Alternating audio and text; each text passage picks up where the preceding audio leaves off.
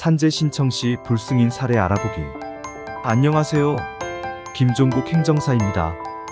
오늘은 산업재해보상보험에서 불승인되는 일반적인 사례에 대하여 알아보겠습니다. 첫째, 업무와 관련이 없는 상해, 업무와 관련이 없는 사고나 질병의 경우 산업재해로 인정되지 않을 수 있습니다. 둘째, 음주나 약물 복용으로 인한 사고. 음주나 약물 복용으로 인한 사고는 산업재해로 인정되지 않을 수 있습니다. 셋째, 적발전과 관련된 사고. 적발전을 하고 있거나 그와 관련된 사고는 산업재해로 인정되지 않을 수 있습니다.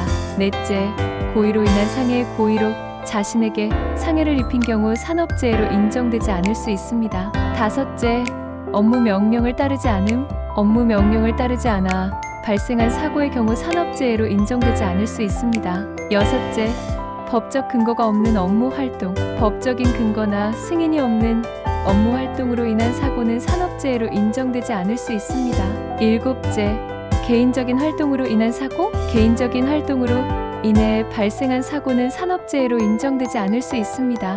여덟째, 공통사고, 일반적이고 예상 가능한 사고는 산업재해로 인정되지 않을 수 있습니다. 아홉째, 적정한 보호조치 미행 사업주가 적절한 보호조치를 취하지 않아 발생한 사고는 산업재해로 인정되지 않을 수 있습니다. 열째, 훈련 및 안전교육 미행 사업주가 적절한 훈련 및 안전교육을 제공하지 않아 발생한 사고는 산업재해로 인정되지 않을 수 있습니다. 특히 가장 중요한 업무와 직접적인 연관성이 없는 사고는 일반적으로 다음과 같은 사례를 말합니다. 일정, 업무 시간 외의 개인적인 활동으로 인한 사고. 업무 시간 외의 개인적인 사고가 발생한 경우에는 업무와 직접적인 연관성이 없다고 볼 수 있습니다.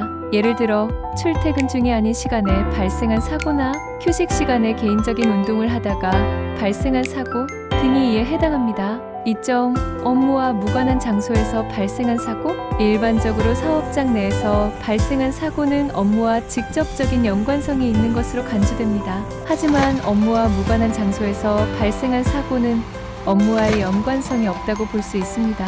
예를 들어 회사 외부에서 가족과 함께하는 행사 중에 발생한 사고 등이 해당합니다. 3점, 업무 명령을 따르지 않는 상황에서 발생한 사고.